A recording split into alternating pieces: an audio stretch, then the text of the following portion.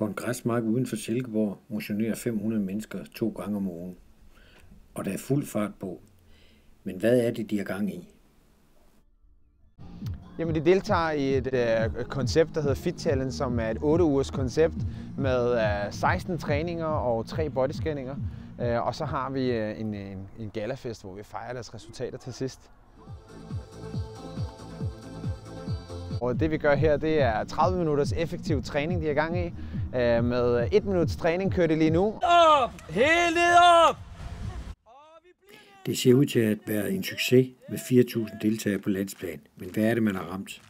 Men jeg ser, at vi har ramt en større gruppe her i Danmark på grund af, at folk kommer udenfor. Det er et udendørs koncept, vi træner. Det er fast tidspunkt. Der er ikke nogen variation. De kan ikke bare lige komme, når de selv vil.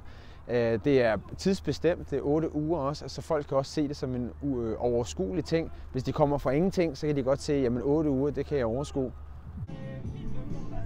Jo, der folk kan tage deres børn med. De kan tage deres mor med på 75 og træne med hernede. Så det er mere et familietilbud, end det er et decideret fitnesstilbud, som jeg ser det. Birgitte Enevoldsen og hendes datter Line er ivrige deltagere, og de har et klart mål. Vi dyrker den her form for motion, fordi at vi gerne vil tabe os. Ja. Og lave noget sammen, som vi kunne være sammen om. Men har det noget at sige, at det er en fælles aktivitet for mor og datter?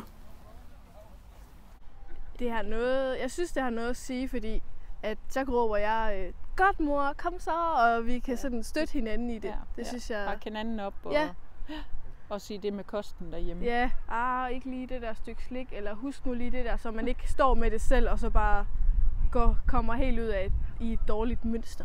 Ja. Vi har opnået nogle resultater, ja. Jeg har tabt mig, og jeg kan se, at mine lår er blevet tyndere, og